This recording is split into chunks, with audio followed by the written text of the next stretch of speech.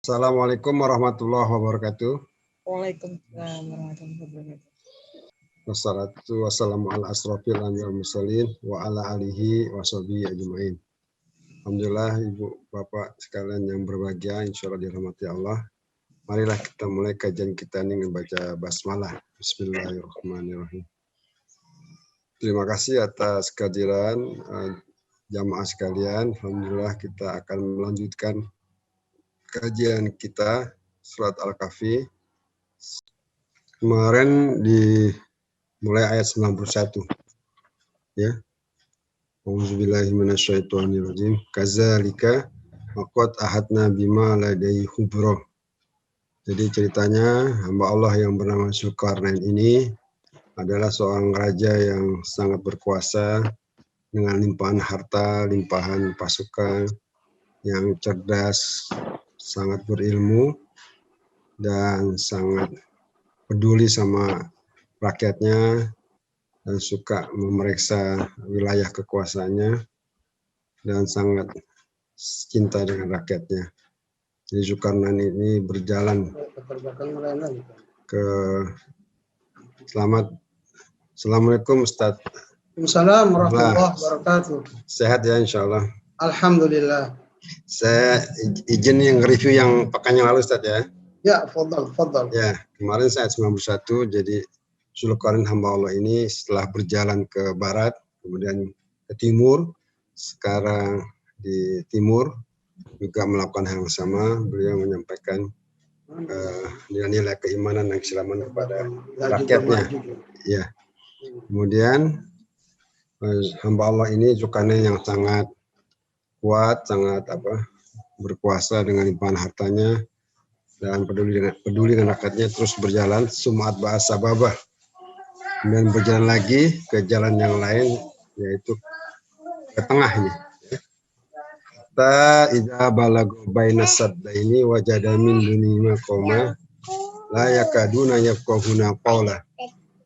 Sehingga ketika Zulkarnain sampai baina saddaini, di antara kedua gunung, wajada, Zulkarnain melihat min dunihima, dekat pertemuan dua gunung itu, mungkin lembah kali ya, satu kaum yang karakteristiknya agak khas, la yakaduna yafqahuna qawla. Jadi kaum ini hampir tidak punya pemahaman untuk berkomunikasi dengan orang lain. Jadi mungkin agak ini ya, karena peradabannya biasanya memang di daerah pedalaman mungkin agak kurang.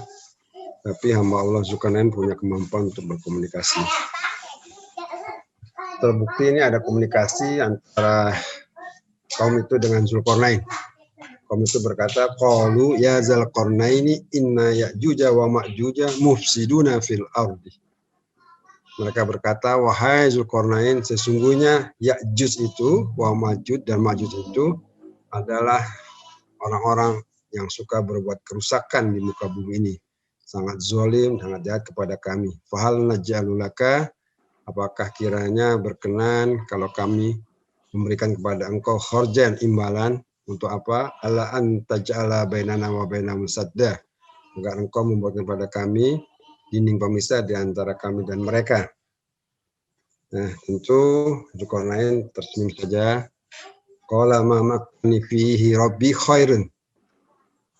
Zulkarnain berkata, apa-apa yang makani, yang Allah kasih kepada saya dengan limpahan kekuasaan harta itu dari Tuhanku itu khairun, lebih baik dari yang Anda tawarkan.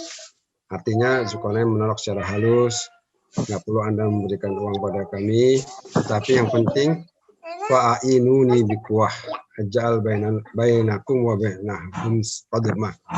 Jadi gini aja, kalian kerjasama dengan kita. Jadi Zulkarnain mengajak mereka berpartisipasi dengan kekuatannya untuk bahu-membahu bergotong royong membangun dinding pemisah di antara kaum itu dengan Ya'juj ya. Dan ini sangat luar biasa. Kemudian Zulkarnain berkata, oke, setelah terjadi kesepakatan dengan kaum itu, atuni zubarul hadid, maka berikanlah kepadaku bongkahan-bongkahan besi, potongan-potongan besi, hatta, dan tumpuklah besi-besi itu sampai idza sawa baina sodafaini, sehingga besi-besi itu ya tinggi menyamai kedua gunung itu, menutup lembah itu. Qalang fu, maka Zulkarnain berkata, maka tiuplah besi itu, ditiup dengan udara sampai panas, hatta idza ja'alahu nar, sehingga besi itu menjadi bercahaya merah, membakar. Jadi besinya membakar. Mungkin ini teknologi yang luar biasa, yaitu dengan membakar besi sehingga besi itu bersatu, tidak bisa dilepaskan. Qala atuni ufrik alaiki tro. Kalau udah besi itu membara, maka berikanlah kepada aku cairan tembaga. Nah, ini memang sangat hebat teknologinya. Bahkan mungkin kita di masa sekarang nggak bisa nimbangun benteng yang begitu kuat dan tinggi ya. Kemudian dikatakan di sini, oh ya Allah, famastau, maka mereka semua tidak akan mampu ayat haruhu, untuk mendaki benteng yang tinggi dan licin itu, karena ada cairan tembaganya atau emas putih kalau orang Betawi bilang, untuk cincin tuh.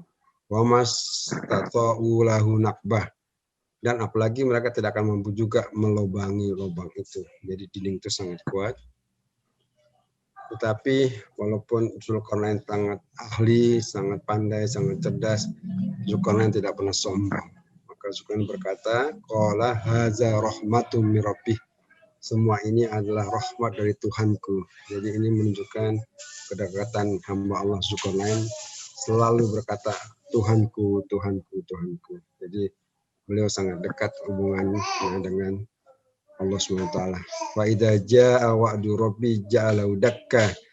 Nanti maka apabila datang janji Allah, janji Tuhanku, maka semua itu akan dijadikan hancur. Dakka artinya hancur.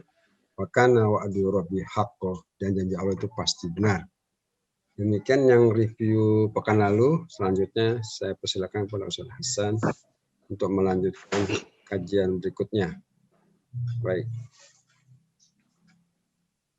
Assalamualaikum warahmatullahi wabarakatuh. Waalaikumsalam warahmatullahi wabarakatuh. Alhamdulillahi rabbil alamin. Wassalatu wassalamu ala asyrafil anbiya'i wal mursalin. Sayyidina Muhammadin wa ala alihi wa ashabi ajma'in. Amma ba'du, farabbi syrah li sadri wa yassir li amri wahlul 'uqdatam min lisani yafqahu qawli. Subhanaka la ilma lana illa ma 'allamtana innaka antal alimul hakim. Shadaqallahul azim wa sadaqa rasuluhun nabiyul karim. Para jamaah yang dimuliakan Allah Subhanahu wa taala.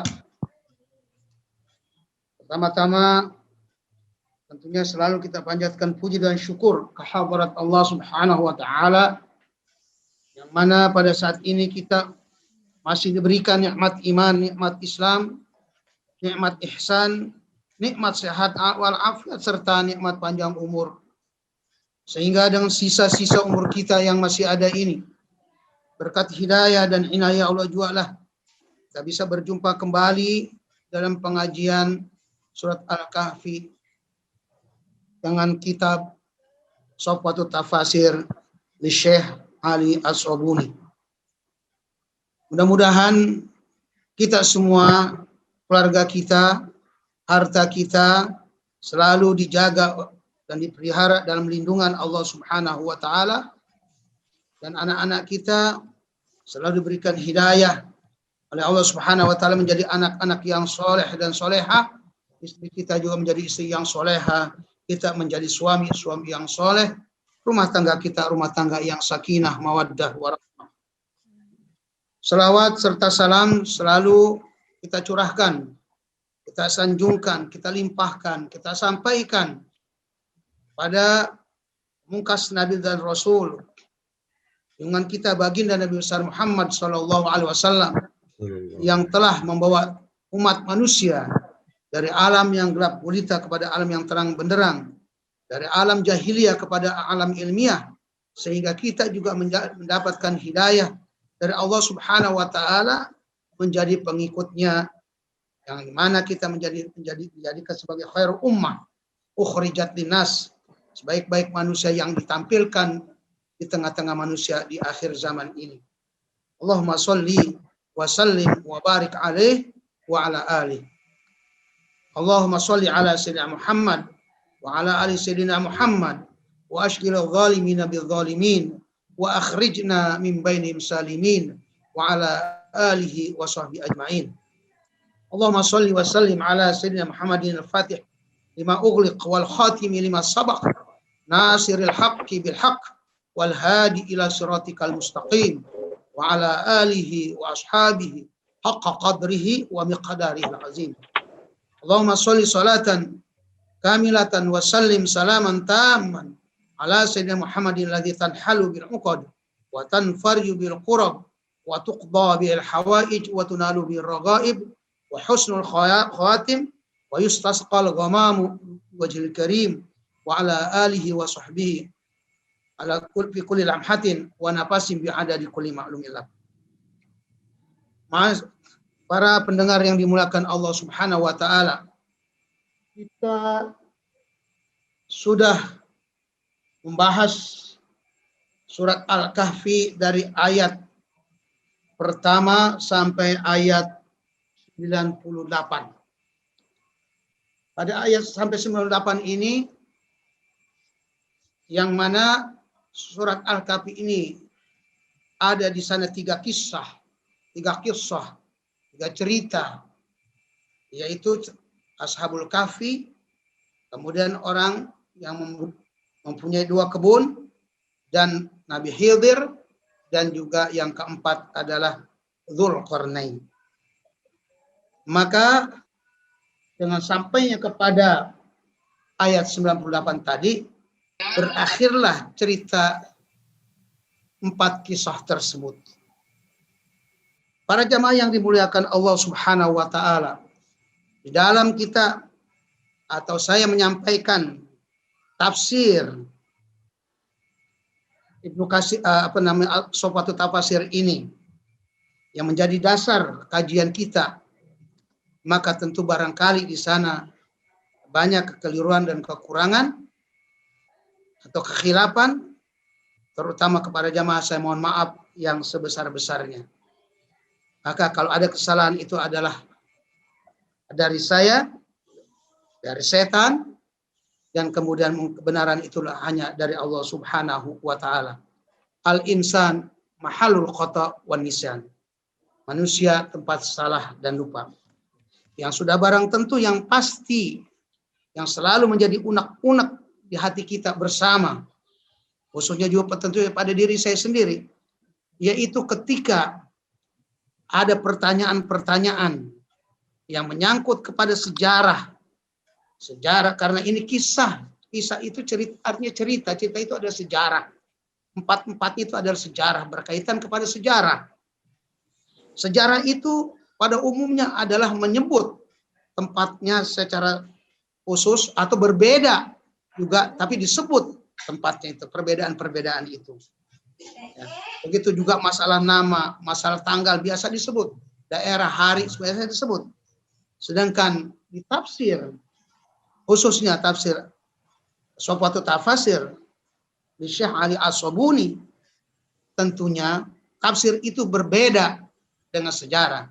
Karena Quran itu adalah kitab mukjizat, kalamullah, bukan buku sejarah. Betul memang Al-Quran menceritakan ada sejarah. Seperti ya ini Ashabul Kahfi juga, kemudian juga yang akhirnya Dzulqarnain itu adalah sejarah. Ya. Tapi dia bukan buku sejarah, adalah kitab mukjizat. Oleh karena itu, kalaupun menyebut sejarah, berarti hanya sepintas kilas dan tidak bertele-tele menyebutnya itu. Dan dia pilih pendapat-pendapat itu yang banyak hanya satu saja. Biasanya begitu atau 2. Kalau pendapat sampai 5, 6 paling disebut 2, paling banyak 3. Nah, seperti itu. Sehingga bagi kita yang juga suka mendengar sejarah-sejarah ini dari orang lain atau kita baca kitab, itu mungkin berbeda dengan apa yang diterangkan Syekh Al-Sabuni. Itu udah maklum. Oleh karena itu seringkali juga timbul pertanyaan-pertanyaan apa yang kagak ada di sini. Karena memang di tafsir ini seperti itu, tafsir lain mungkin ada gitu loh. Nah, pada ketika pertanyaan itu mengandung sejarah yang tidak tertulis di sini, kadang-kadang saya menghindar. Kadang-kadang saya menghindar karena saya nanti juga akan saya jelaskan apa namanya secara sejarah gitu. Baik itu Ashabul Kahfi dan juga dua kebun, yang punya dua kebun, dan juga Nabi Khidir dan juga Zulkarnain secara rinci. Yaitu kita kembali pada sejarah. Gitu. Karena ini sekarang kita belajar tafsir dan tafsir al-Sobuni ya hanya situ saja. Jadi pertanyaan-pertanyaan seperti Dr. Basuki tempo hari menanya apa tentang Zulkarnain yang ada apanya punya dua kornain artinya dua tak punya kepalanya bertanduk. Itu memang benar ada dalam sejarah. Tapi saya menghindar dari pertanyaan itu. Karena kalau saya jawab itu, saya harus menjelaskan yang lainnya lagi. Karena bukan itu saja banyak gitu. Akhirnya kita jadi seakan-akan kita membaca jadi nggak apa namanya manhaj tafsir itu keluar. Jadi metodologi penafsiran berarti keluar kita dari metodologi tafsir. Jadi bukannya apa namanya saya mohon maaf. Jadi apa yang dulu ditanya baik oleh Pak Dr. Basuki yang saya ingat itu dari kemudian Ibu Dr. Prita, kemudian Bapak Jazuli, kemudian juga Rusdi, kemudian juga ada dokter lain. Itu selalu saya menghindar, kembalikan lagi kepada apa yang ada ditulis di dalam tafsir al-Sobuni ini. Dalam tafsir lain mungkin ada, mungkin berbeda gitu loh, berbeda gitu. Nah, pasti banyak yang orang masing-masing mengambilnya gitu. Tapi semuanya umumnya tafsir itu adalah dia tidak menyebutkan kampung daerah itu kemudian secara rinci karena tujuannya adalah yang mana yang akan membawa keimanan kita. Ya, yaitu membawa kepada akidah. Kemarin sudah dijelaskan semua kisah cerita ini adalah untuk memperkuat akidah kita. Karena melihat kebesaran-kebesaran Allah Subhanahu wa taala. Seperti yang disebutkan apa namanya tidurnya Ashabul Kahfi 309 tahun. Salah satu mi'atin sinina wasdadu is'an. Ya, itu menunjuk itu disebut hanya global saja seperti itu. Gitu loh. Tapi dari kapannya masanya siapa? Ya kan kagak disebut. Sama disebut juga kalau disebut cuma satu dan masa siapa gitu. Padahal banyak itu perbedaan pendapat di situ. Ya, hanya diambil itu untuk hanya yang menjadi poin tujuan tafsir itu adalah bukan sekedar bukan ilmunya saja. Kalau sejarah itu semuanya untuk menambah ilmu pengetahuan kita, wawasan kita. Nah, baik itu yang membawa kita kepada keimanan ataupun tidak disebut. Tapi kalau tafsir tidak. Mana yang membawa kepada memperkuat keimanan kita, kekuatan akidah kita, dan juga mendorong kepada amal kita. Jadi garis lurusnya itu saja yang diceritakan. Ya, begitu juga kalau ada membicara masalah sholat. Ya, kalau tafsir itu bahas sholat ya hanya global saja. Ya kan ada ayat tentang sholat, tentang wudhu apa. Nah, kemudian suka timbul pertanyaan masalah perbedaan pendapat. Itu di tafsir tidak ada. Kalau kita bertanya itu kan kalau kita bertanya itu bagaimana kalau mazhab lain, nah itu berarti kan urusan fikih. Itu loh. Mazhab Syafi'i begini, mazhab Hambali begini, mazhab. Nah, tafsir ini tidak menyebutkan apa perbedaan pendapat para apa namanya al-mazahib itu Syafi'i, Maliki, Hambali dan Hanafi. Oh, kalau ada juga di tafsir khusus, yaitu Syekh Ali Sobuni sendiri, dia punya tafsir namanya tafsir Ayatul Ahkam, yang dia kumpulkan semua ayat-ayat ahkam, ya ayat ahkam baru ditafsirkan. Jadi bukan menafsirkan ayat Al-Quran semuanya, tetapi yang hukum-hukum di situ. Nah itu secara rinci masalah hukum. Atau juga tafsir yang seperti yang tafsir itu yang membicarakan masalah fikihnya, itu tafsir atau Al-Qurtubi. Nah, sedangkan Al-Sobuni ini tidak, dia tidak muyul kepada tafsir, kepada fikih, tidak kepada juga akidah. Nah, kalau akidah itu tafsirnya Said Qutb. Selalu semua permasalahan dikembalikan kepada akidah. Itu Said Qutb. Kalau Zamakhsyari itu dikembali semua pada didasarkan dengan balaghahnya, sastranya, karena dia orang ahli sastra.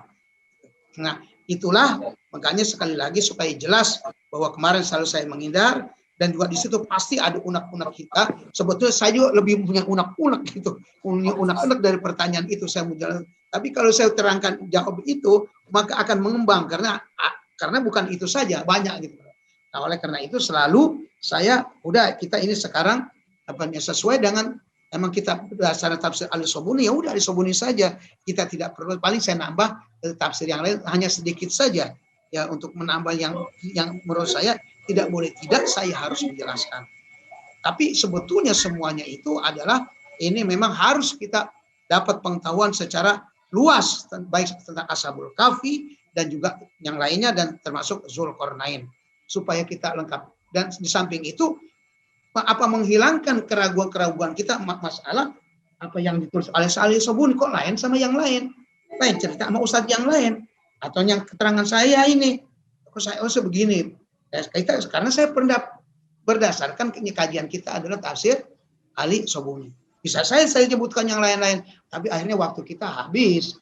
Itu namanya akhirnya kita membaca namanya tafsir perbandingan, muqaran, dan tafsir muqaran ada namanya yang disebut tafsir muqaran, membandingkan antara satu tafsir kepada tafsir yang lain.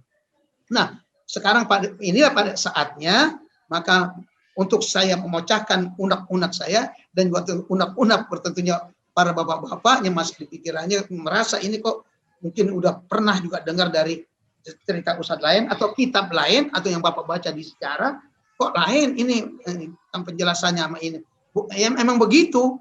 Kalau masalah sejarah zaman dulu setelahnya Nabi Muhammad, sebelumnya Nabi Muhammad ini ya selalu banyak perbedaan pendapat, karena Nabi Muhammad diturunkan Al-Quran di zaman Nabi Muhammad tidak menyaksikan. Al-Quran menyebut hanya secara global saja. Ya, karena apa? Itu yang Al-Quran menyebut secara global yang untuk membawa keimanan kita saja dan untuk menambah ibadah kita saja. Nah, itu. Ya kan? Kemudian ditafsirkan untuk memperluas lagi. Itu juga terbatas lagi tafsir itu. Karena tafsir itu sekali lagi menafsirkan Al-Quran. Al-Quran bukan buku fikih, walaupun ada cerita fikih. Al-Quran bukan buku sejarah, tapi juga bicara tentang sejarah. Al-Quran bukan kitab sains, tapi juga membicarakan sains. Nah, oleh karena itu dia hanya membicarakan yang membawa kepada memperkuat keimanan kita dan ibadah kita. Itu saja. Sedangkan yang sekedar ilmu pengetahuan saja, maka itu bagian masing-masing. Yaitu ada di buku fikih, di buku kitab sains, kemudian di buku sejarah. Nah, oleh karena itu, mari sekarang mudah-mudahan dari mulai ini juga bisa terpecahkan unek-unek kita yang lalu, yang selalu saya batasi pertanyaan atau pembicaraan saya ini. Ya, sudah jelas, nanti kita lihat banyak perbedaan pendapat. Ya, di antara umpama di sini disebutkan patrohnya Zulkarnain ini di masa antara Nabi Isa dan Nabi Muhammad SAW. Ya, itu ya udah segitu doang disebutkan. Padahal nanti di sejarah ini lain lagi. Ya, zaman Nabi Isa sampai zaman Nabi kita Muhammad SAW. Nah, contohnya salah satu ini saya ditafsir satu lagi, saya ambil dari tafsir yang lain. Belum tafsir yang lainnya. Sekarang tafsir Al-Maraghi. Al-Maraghi mengatakan bahwa kebanyakan para ulama dan ahli sejarah, yaitu para sejarawan, bahwa dia mengatakan Zulkarnain itu Iskandar bin Bilqis Ar-Rumi, orang Romawi, ya. Itu muridnya Aristoteles. Kita tahu zaman Aristoteles zamannya kapan tuh? Aristoteles yaitu filosof yang digelarkan Mu'allim al-Awwal, guru pertama, yang mana filsafatnya itu ya tersebar luas di kalangan umat Islam. Nah, bagaimana pendapat beliau ini? Katanya waqad kana qoblal milad binahwi salasumia wa salasina sana. Nah, di dalam tafsir Maraghi menyebutkan. Nah, jadi kalau kagak dibaca ini, nanti kalau ini saja ada orang bertabrak begini, wah itu berarti jangan nanti juga, wah itu Ustadz salah tuh. Nuduh begitu pasti itu. Nah, karena emang ada faktanya begitu, di kitab lain itu berbeda gitu loh. Nah, cuman kemarin saya batasi itu, saya ya udah karena kita bacanya itu gitu loh. Nah, itu 330 tahun sebelum milad. Nah, kalau tadi disebutkan di sini patroh Nabi Isa dan masa antar tenggang waktu, yaitu disebut patroh itu adalah yaitu apa namanya kekosongan Nabi, yaitu dari Nabi zaman Nabi Isa sampai Nabi Muhammad. Nah, sedangkan di sini dikatakan qoblal milad, sebelum Masehi. Masehi itu kan di zaman Nabi Isa, perhitungan Masehi itu. Ya kan? Ini 330 tahun sebelum apa namanya? Tahun miladiah. Nah, jadi zaman siapa tuh? Berarti sudah jelas bukan zaman Nabi Isa. Ke belakang mundur berapa tahun? Nah, kemarin saya sudah sampaikan pada Dr. Basuki itu sejarah nabi-nabi itu ya Sajaratul Anbiya itu masanya itu di situ tertulis di bawahnya itu. Kalau berapa lama hidupnya Nabi Isa, cuman berapa dia umurnya? 30 tahunan, Mas, dan nggak sempat kawin, pendek sekali. Ya kan? Yang ke belakangnya baru yang Nabi Nuh sampai 950 tahun, Nabi Ibrahim itu panjang-panjang umurnya. Ya kan? Nah, di sini dikatakan 30 tahun sebelum Masehi. Dan adalah Zulkarnain itu dari berasal dari suku Makedonia.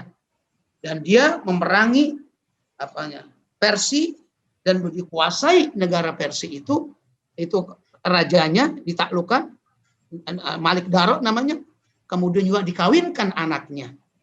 Nah, ini juga untuk menambah bagaimana ini kita baca ini juga untuk menambah bahwa bagaimana perkasanya, hebatnya Zulkarnain ini, bagaimana kisah yang agung ini kita bisa pahamin. Ya, tentunya akhirnya ujung-ujungnya kemana? Anugerah Allah Subhanahu Wa Taala, kekuasaan Allah Subhanahu Wa Taala. Itu juga tentunya di sini juga tentunya menambah juga untuk menambah keimanan kita kepada Allah Subhanahu Wa Taala. Ya, dikawinkan seorang anaknya, kemudian dia musafir ke India, ya berangkat ke India dan dia perangi juga penduduk sana, ya kemudian dia juga balik lagi ke Mesir, disebutkan di sini ke Mesir, kemudian dibangun Al-Iskandaria, yang kalau orang kita disebut Alexander, Iskandaria di sana. Nah, kalau Alexander itu dokter, nah saya setiap tahun dulu waktu saya di Mesir, setiap tahun saya dibawa oleh Universitas Al-Azhar, karena Al-Azhar punya universitas di Iskandaria, di Alexander sana. Kalau musim libur, waktu panas, ya kita nggak kuliah, dibawa ke sana Alexander. Bagaimana indahnya juga Iskandaria itu adalah dibangun oleh, ini pendapat yang ditafsir Maraghi, dibangun oleh Zulkarnain. Dari tadi ke Persia, kemudian baru ke India, dari ke India balik ke Mesir, dia bangun Iskandaria. Nah, makanya dikatakan Zulkarnain itu juga selanjutnya nih, kemudian dalil sebagai bukti bahwa dalam sejarah dikatakan bahwa sejarah tidak mengenal seorang pun dari raja-raja yang menguasai dunia dan pergi ke timur dan ke barat dan juga mengalahkan penduduk-penduduknya yang kafir, ya ditaklukkan, kemudian banyak juga yang masuk Islam. Itu selainnya Zulkarnain. Nah, itu. Jadi ini sebagai bukti bahwa ini membuktikan bahwa sejarah tidak mengenal seorang pun dari raja-raja yang menaklukkan alam dunia ini sebagaimana yang ditaklukkan oleh Zulkarnain. Nah, kemudian ada riwayat lain lagi. Nah, ini lagi nanti orang itu ada juga orang yang bilang di mana berpendapat lain lagi. Ya memang ada, bukan itu. Di sini diantaranya juga adalah diriwayatkan oleh Abu Raihan, ahli sejarah Al-Bairuni, dan ahli ahli nujum itu peramal juga dia, ya. Itu dalam kitabnya kitabnya Al-Asarul Baqiyah Al-Baqiyah minal Qurunit Khaliyah, yaitu asar peninggalan-peninggalan masa-masa yang lalu. Mengatakan bahwa Zulkarnain adalah dari Himyar. Ada yang Himyar bilang dari dulu dekat di daerah Yaman. Nah, namanya adalah Abu Bakar bin Ifrikis. Nah, kemudian juga dia berangkat lagi dengan dengan tentara-tentaranya menuju pantai disebut di sini Bahrul Abyad Al-Mutawassit. Abyad itu artinya putih. Mutawassit Laut Tengah. Kemudian juga dia lewat di sana sampai ke Tunis. Waktu sampai ke Tunis, nah ini juga kita untuk menambah wawasan kita bahwa di samping itu bagaimana hebatnya Zulkarnain ini. Sampai ke Tunis juga dan Maroko dan juga yang lainnya. Kemudian dia sampai terus ke Afrika. Sampai ke Afrika. Nah, inilah rinciannya yang tidak disebutkan di tafsir Sofatul Tafasir, ya. Kemudian dia bangun kota-kota di Afrika juga di mana di benua Afrika itu semua nama banyak waktu itu, enggak tahu sekarang apa sudah berubah apa tidak. Benua-benua di situ semua dinamakan dengan namanya. Itu nama dengan Zulkarnain. Ya. Nah, kemudian ada salah satu penyair dari Himyar.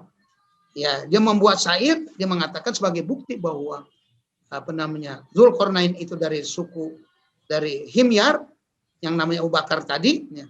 Kemudian dia membuat syair mengatakan qad kana Zulkarnaini jaddi muslima malikan tudinu lahul muluk wa tasjud balagul masyariqa wal magharib yang yabtagi asbaba mulkin min karimin mursyidi para'a ma'ab syams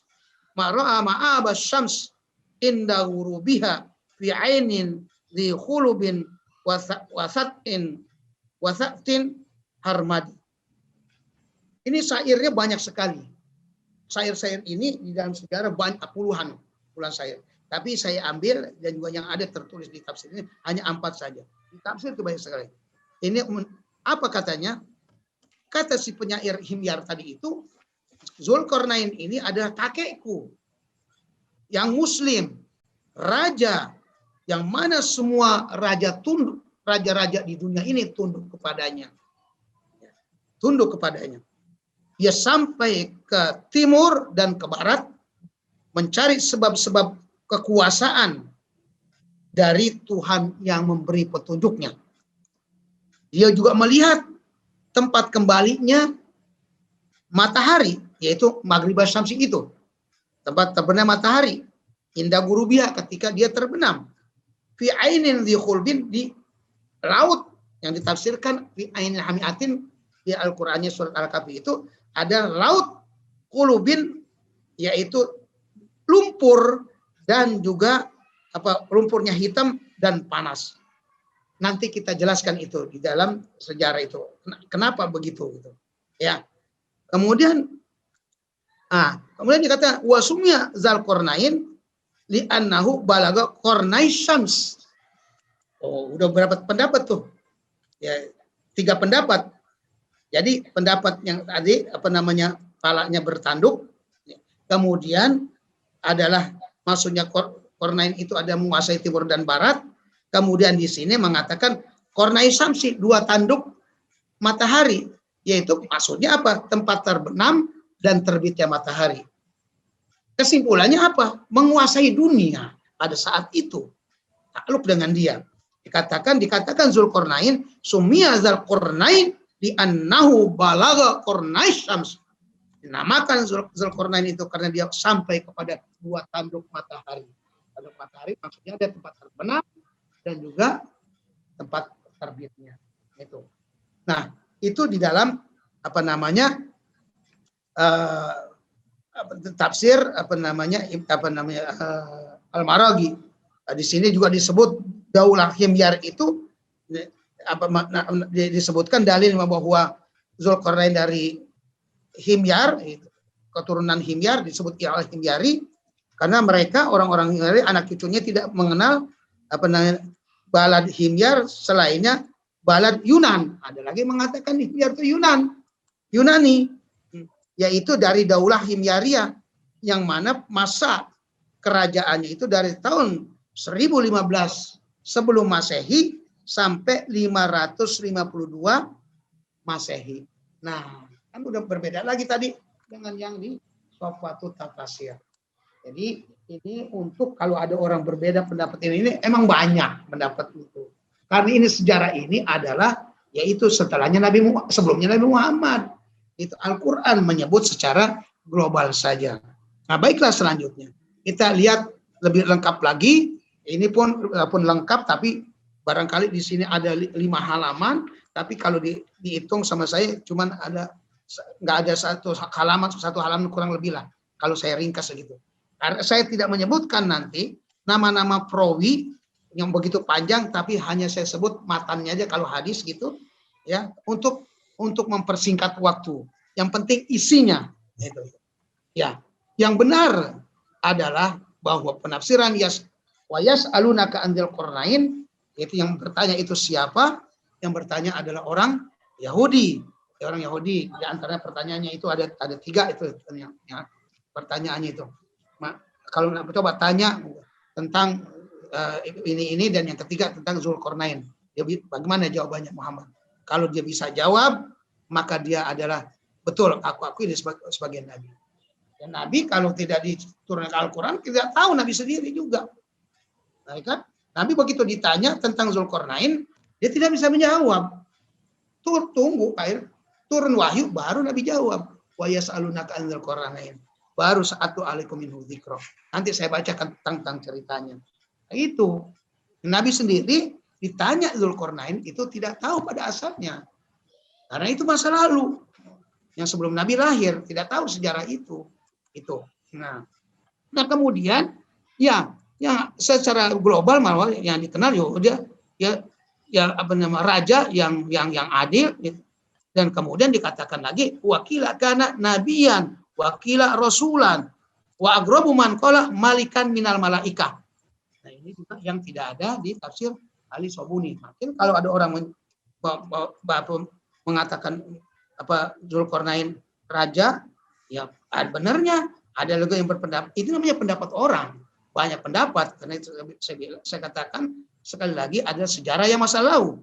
Nah, dikatakan nabi, ya, dikatakan nabi, kemudian dikatakan lagi dia rasul. Ada yang mengatakan malah dikatakan pendapat yang paling aneh dia raja dari malaikat. Ini pendapat memang ini pendapat lemah, tapi itu ada pendapat seperti itu. Bisa saja jangan sampai juga menghindari ta'an.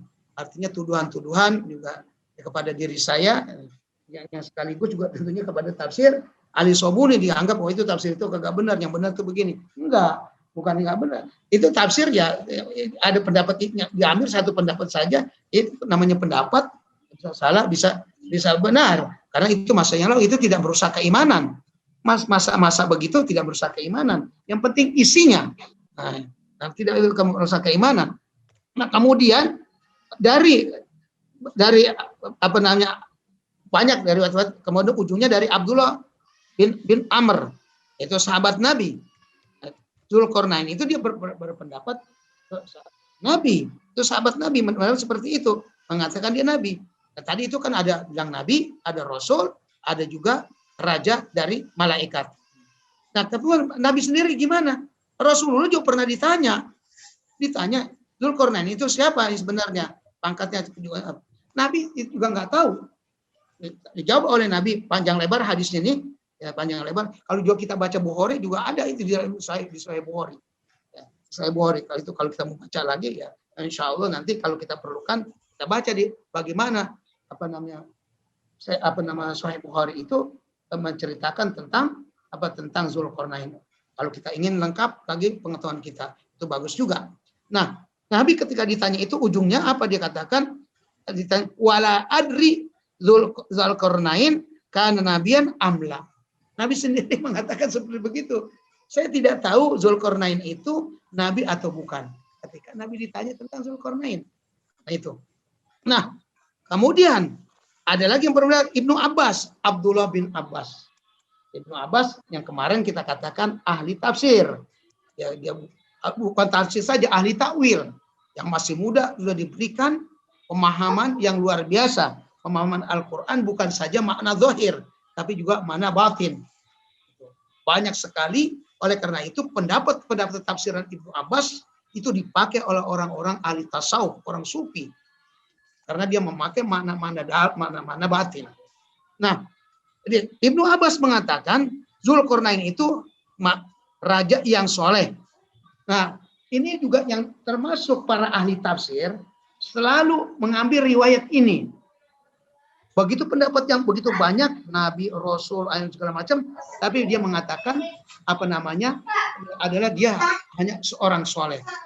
Itu kenapa ahli tafsir mengatakan cukup dia mengambil pendapat bahwa orang soleh saja. Karena kalau disebut orang soleh, itu tidak bertentangan dengan yang mengatakan bahwa Zulkarnain seorang nabi. Karena nabi juga adalah soleh.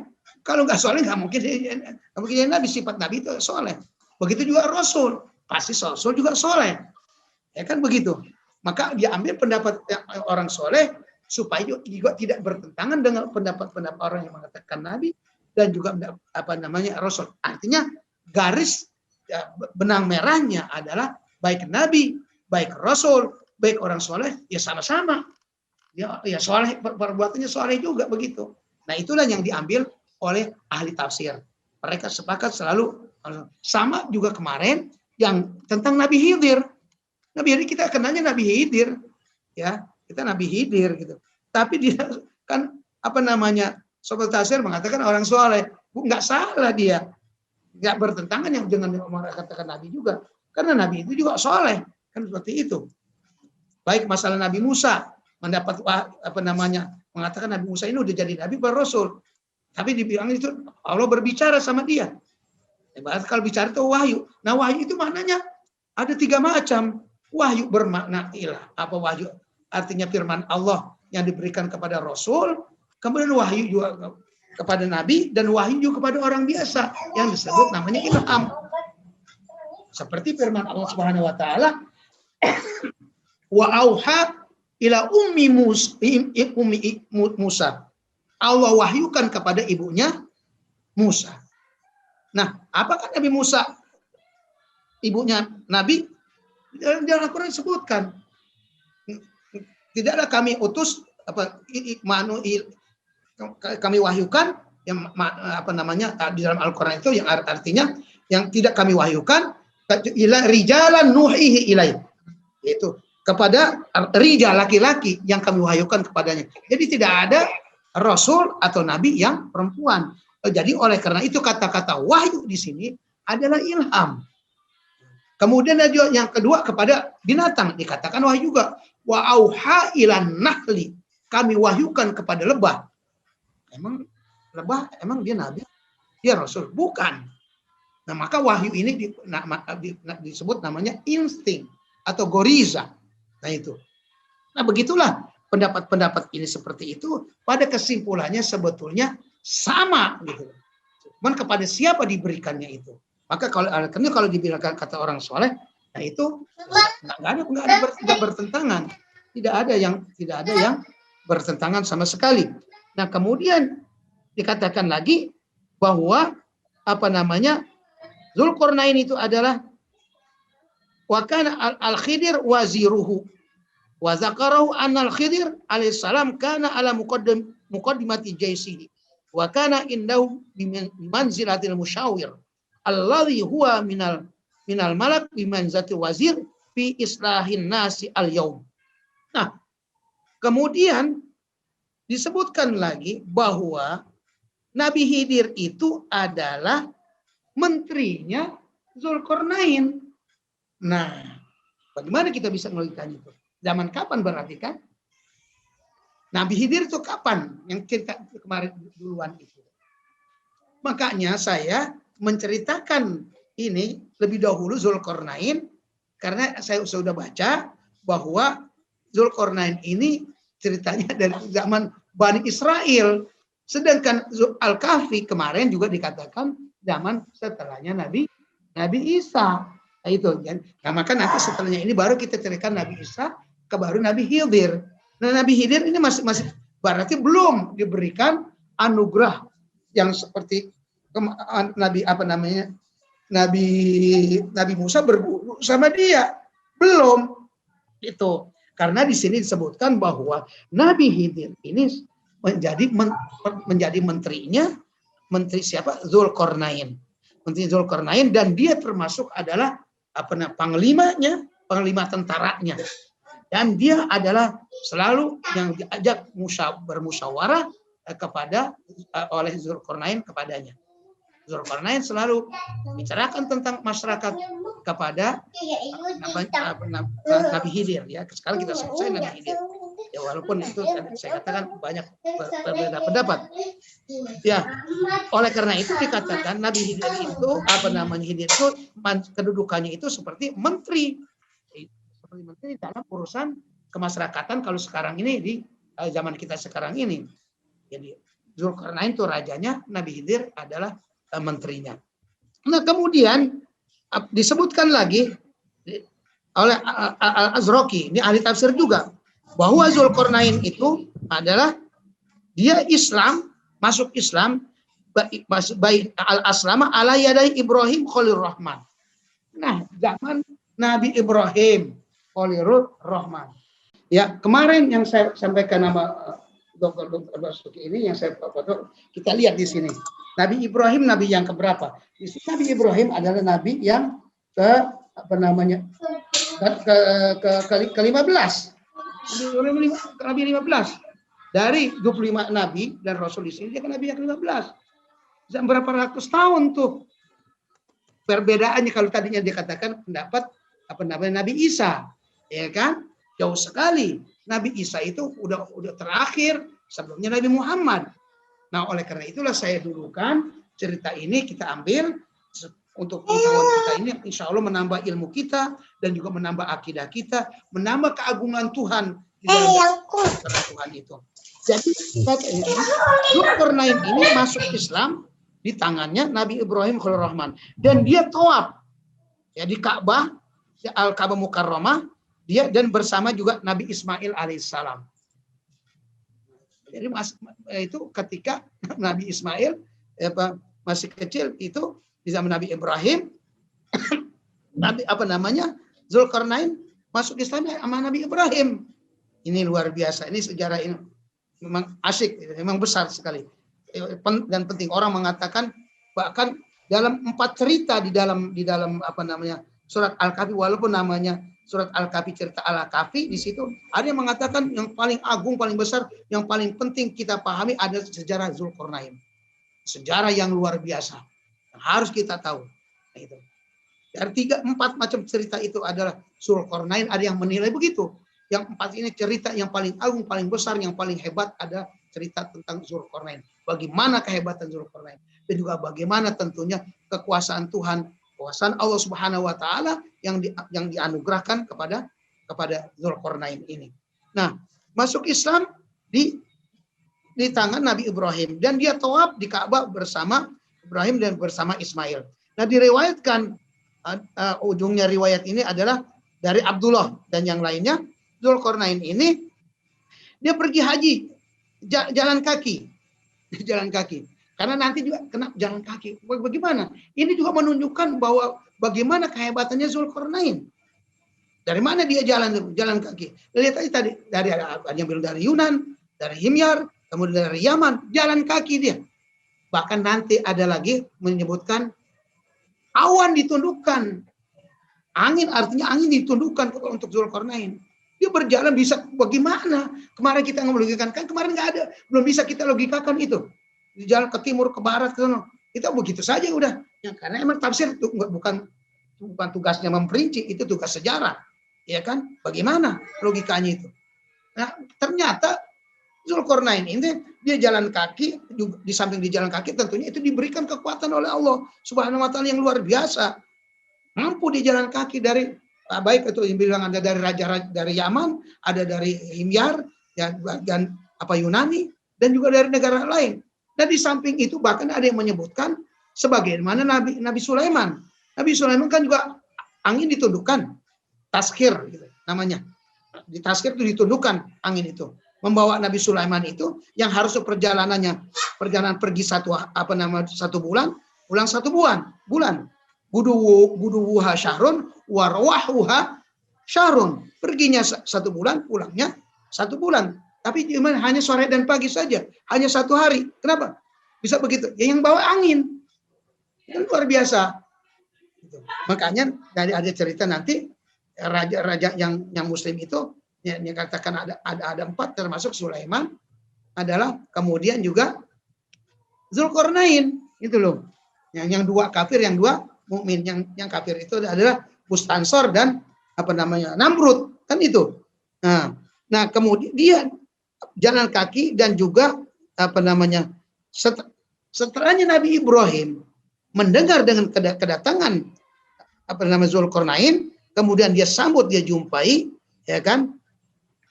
Kemudian apa dikatakan di sini? Wa annallaha sakhara allazi qarnain as-sihab.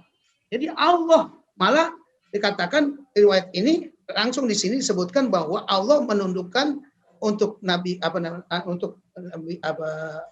Zulkarnain angin, awan itu ditundukkan oleh Allah Subhanahu wa taala. Ya setelahnya dia datang, mendengar Zulkarnain datang, disambutlah oleh Nabi Ibrahim. Ya. Jadi yang membawa Nabi Zulkarnain itu dikatakan Qarnain as-sahab yahmiluhu haitsu arada. Jadi awan yang membawa dia kemana aja yang dia kendaki, sebagaimana Nabi Sulaiman.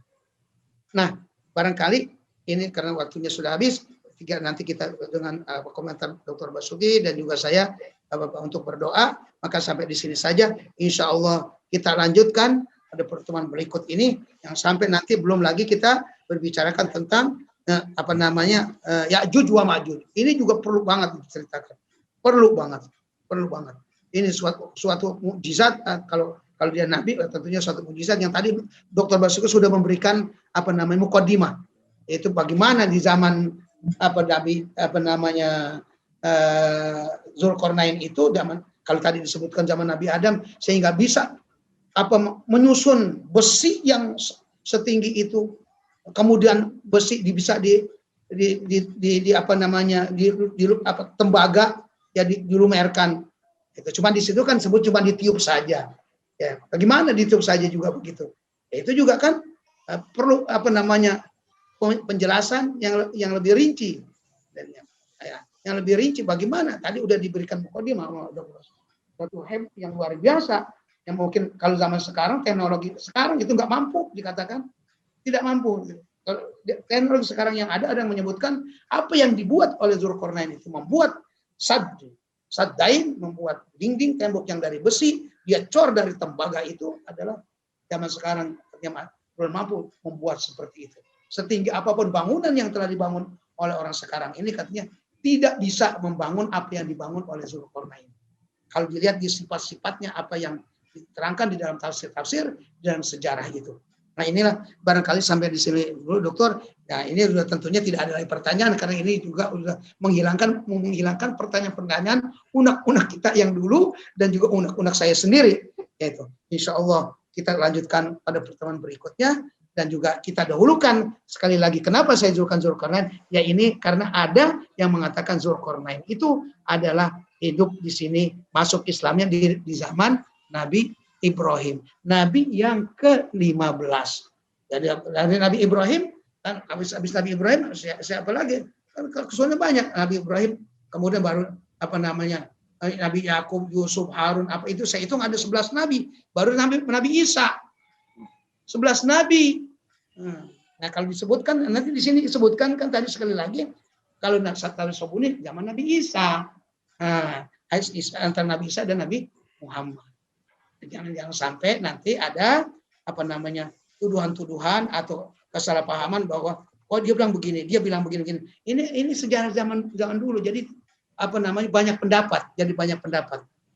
Nah, makanya kita komplitkanlah sekarang kita sudah membaca sejarah dan juga tafsir-tafsir yang lain. yang tidak ada di tafsir Syekh Ali Sobuni. Tafsir saya ambil cuma satu sajalah, cukup mewakili tafsir-tafsir yang lain. Sekarang kita membaca dari buku sejarah. Nah, Ibnu Katsir sendiri dia adalah ahli sejarah dan juga tafsir. Dia punya tafsir kan namanya tafsir Al-Qur'anul Azim. Tafsir Ibnu Katsir. Namanya tafsir Qur'anul Azim saja dia. Dia ahli tafsir dan juga dia ahli sejarah. Itu. Tapi dia tidak menulis di Ibnu Katsir itu secara lengkap di sejarah karena dia tahu ini bagian sejarah, ini bagian tafsir. Ya. Di tafsirnya itu tidak menulis secara lengkap apalagi cuma menafsirkan itu ya sesuai dengan paling setiap ayat ya 1 baris 2 baris. Tetapi di dalam sejarah ini menyertakan Zulkarnain ini berpuluh-puluh halaman. Berpuluh halaman karena riwayatnya disebutin sama dia. Orangnya satu persatu disebutin. Nah itu. Dan daerah-daerah yang berbeda pendapat juga disebutin. Apa daerah ini. Begitu juga kedudukan Zulkarnain siapa-siapa tadi udah disebutkan. Semua disebutkan baik Nabi, Ar-Rasul dan dua orang soleh dan lain sebagainya. Dan inilah sampai di sini dulu dokter, nanti belum lagi kita sebutkan kenapa dinamakan Zulkarnain 2 tanduk. Kornain itu artinya apa? Banyak sekali maknanya. Tapi kalau kita ambil benang merahnya itu akhirnya sama ketemu nanti itu. Walaupun banyak pendapat ada tanduk, kemudian menguasai timur dan barat, itu nanti akan ketemu. Nah sampai sini dulu dokter. Ini saya alhamdulillah saya merasa senang sudah menyampaikan selesai kita membahas surat Al-Kahfi yang berkenaan dengan 4 kisah itu. Jadi walaupun tafsir suratnya disebut surat Al-Kahfi karena memang ada sejarah kisah Ashabul Kahfi di situ, tapi mengandung ada 4 kisah. Bahkan ada yang orang mengatakan Zulkarnain ini lebih hebat, lebih dahsyat dan lebih penting kita pahami, kita ketahui daripada yang kisah yang 3 tadi itu. Umat Islam agar dapat benar-benar memahami siapa Zulkarnain itu dan juga Ya'juj wa Ma'juj yang ditaklukkan itu orangnya bagaimana sehingga bisa ditaklukkan oleh Zulkarnain itu. Nah, inilah barangkali dokter apa yang saya sampaikan, mudah-mudahan ada manfaatnya. Assalamualaikum warahmatullahi wabarakatuh. Waalaikumsalam warahmatullahi wabarakatuh. Terima kasih jazakumullah Ustaz. Ini Bapak Ibu sekalian, kita seperti memasuki mesin lorong waktu. Kita dibawa ke zaman Nabi Ibrahim salam sampai terus ke masa sekarang. Kalau bisa ada mesin, kita ingin masuk ke mesin itu. Melihat kisah-kisah sejarah tadi yang diberitakan oleh Ustadz. Ini ada sedikit komentar dari Dr. Prita. Masya Allah ya. Negeri Zulkarnain berjalan dari negeri matahari terbit yaitu Jepang. Jadi istilah zaman sekarang negeri matahari terbit adalah Jepang dan negeri matahari terbenam adalah Maroko.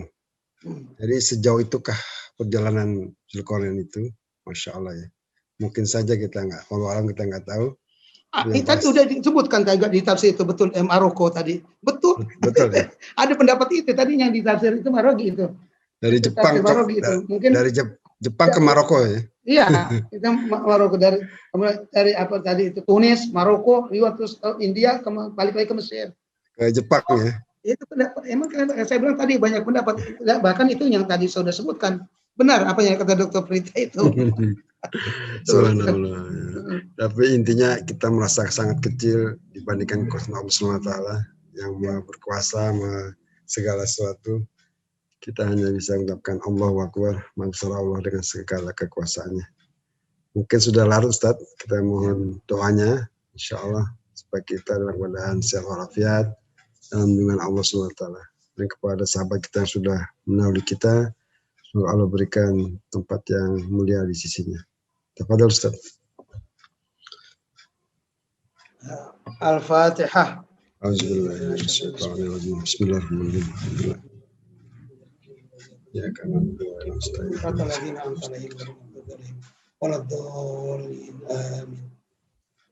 Astagfirullahaladzim, astagfirullahaladzim, alhamdulillah, ya mahmud, Allahumma salli wa sallim ala Muhammad wa akhirin, wa salli wa sallim ala tabaraka wa ta'ala min kulli sahabat rasulillah ajma'in. Alhamdulillah rabbil alamin, alhamdulillah fi ni'amah wa yukad mazida. Ya Rabbana lakal hamdu kama yanbaghi li jalali wajhikal karim wa 'azimi sultanik. Waghfir lana wa liwalidayna warhamhuma kama rabbayana shighara. Rabbana hab lana min azwajina wa dhurriyyatina qurrata a'yunin waj'alna lil muttaqina imama. Allahumma inna na'udzubika minal junun wal juzam wal baras wa min sayyi'il asqam. Allahumma inna na'udzubika min jahdil bala wa darkis syaqa wa su'il qada wa syamamatil a'da. Allahumma adfa'anna al bala wal waba wal ghala wal fahsya wal munkar wal fitan wal mihan ma dhahara minha wa ma batan. Allahumma ansuril Islam wal muslimin wa dammir a'da'aka a'da'ad-din wa shattit syamlahum wa farriq jam'ahum wa aqlil adadahum wa badid diyarahum. Allahumma inna na'udzubika min qarana wa abidhu anna wasrif anna ya arhamar rahimin. Allahumma inna nas'aluka al-'afwa wal 'afiyah. Allahumma barik lana fi Rajab wa Sya'ban wa ballighna Ramadan wa inna fihi 'ala siyam wal qiyam wa 'ala tilawatil Qur'an. Rabbana atina fid dunya hasanah wa fil akhirati hasanah wa qina adzaban nar. Wa sallallahu ala khairil sayyidina Muhammadin nabiyil ummi wa ala alihi wa sahbihi wasallam. Subhana rabbika rabbil izzati amma yasifun wa salamun alal mursalin walhamdulillah. Jazakumullah Ustaz, terima kasih Bapak sekalian karena sudah larut 9.20. Mari kita sudahi acara kita dengan alhamdulillah, alhamdulillahirabbil alamin. Subhanakallahumma wa bihamdika asyhadu an la ilaha illa anta astaghfiruka wa atubu ilaik. Subhana rabbika rabbil izzati amma yasifun. Wassalamualaikum warahmatullahi alamin. Sampai jumpa pada pekan yang akan datang. Terima kasih Ustaz. Jazakumullah khair. Ya.